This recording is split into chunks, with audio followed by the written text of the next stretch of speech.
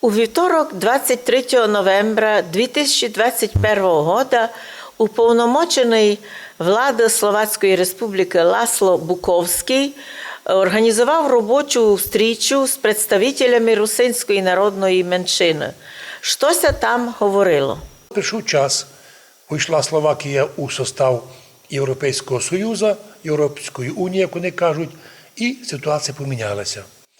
Русини признані, русинам дають можливість. Но то, що поламано було словакізацією, дуже тяжко відновити.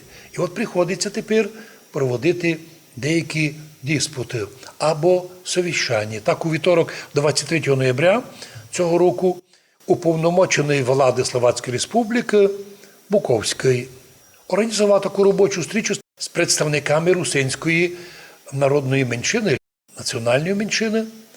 Тему, котрою було народностний закон, закон у поставленню народностних меншин, котрого версія ся вже доставає в тих днях до фінальної подоби. Річ йде про те, що не лише русинов Словакія признає, но і другі етнічні групи, де усі мають право боротися за людські права. Тож Словакія нині демонструє уже європейський уровень не лише признання національності русинів у Словакії, а й співпраці з ними як повноправними гражданами європейської держави. Но їм дали питання. Русини-українці мати в той час, коли вони не представляють народу, такого не є. Там є русини і українці, словаки, мадяри і так далі. От і в нас пора би і в нашій державі забити за таку назву українці-русини, русини-українці. Ето уже має відпливти із чорними часами совєтськими. Ми віримо, що русини з уваженням відносяться до українців, з любов'ю. З любов'ю вивчають українську мову. Не вимагають від українців вивчати русинську мову, але вимагають, щоб українці і власть українська не мішала нам і говорити по-нашому, писати, мати школи, мати свій університет. І не об'являти етнічних корінних русинов шпіонами. Ну що за дика практика НКВД, котра ся втиснула у нинішні часи у нашій державі. Ми молимо Бога, кожен раз то споминаємо за єдинство нашої держави, за благополуччя в державі, за єдинство нашої канонічної православної церкви, за мир, котрий ми демонструємо в Закарпаттю. Такий мир, така віротерпимость і етнотерпимость, що многі регіони, як в Україні, так по цілій Європі, можуть позавідувати. Но ми не хвалимося і не рекламуємо. Ми знаємо, що ми так навчені від наших предків уважати усіх людей за їх погляди по релігії, по національності, по язику. Лише маленької додаємо, просимо всіх, чиї права ми уважаємо, щоб ми поважали і наші. Особливо, якщо наші права записані в українських законах, а суди, прокурори і спецслужби судять русинов за те, що ми хочемо бути русинами. Вспоминаю фразу, останню фразу суддю Івана Стана, коли мене судили. Уже зачитав приговор, такий, знаєте, на двойку написаний, де не було ні одного доказу моєї вини, ні одного, просто ні одного, нуль. І добавив: якщо будете ще просити бути русином, ми вас направимо у колонію на перевиховання. Точка. Суддя сісь не знав, де вчився, який документ має, але за таку фразу мав бути дискваліфікований. Взагалі за той процес. Ну, виявилося, такі вже судді бездарні в Києві.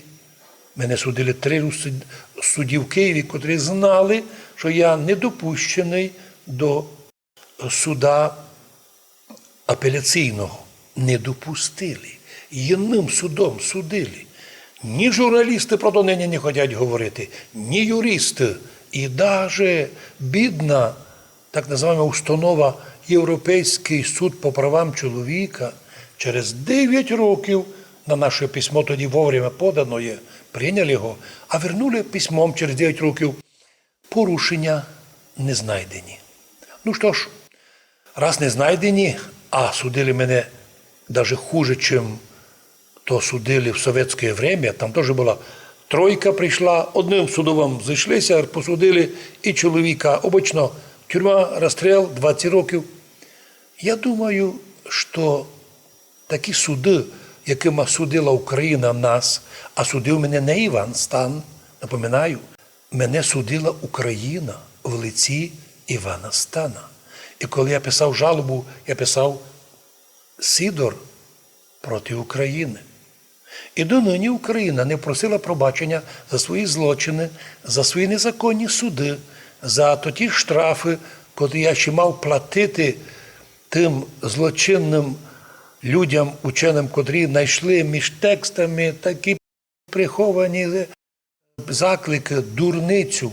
Ми розуміємо, ми потерпіли за то, щоб люди бачили, як в Україні судять за русинов, за русинство, за право бути русином. Нині і американські русини вже піднялися і заявили американським властям, що ви там тягаєтеся в Україні і там хвалите їх, а там народ 30 років русини не визнані. Що допомагаєте їм в другому, третьому? Но этот вопрос національний має бути рішений.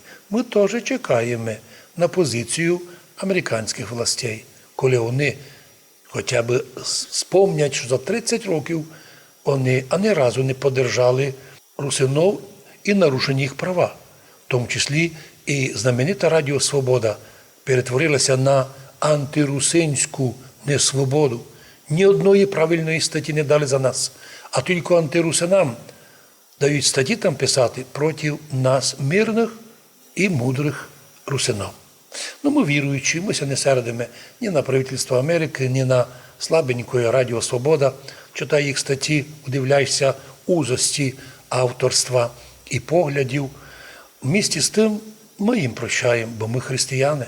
А християни туй, мають пам'ятати слово Христа. Вам не тільки дано вірувати во Христа, но й страдати за Нього. Тому потерпимо раді того, щоб колись на суді Божому ми за свої терпіння, за мир, за те, що ми миротворці, змолились ми у Бога знайти милость в історії признання, а у вічності нагороду Царство Божоє.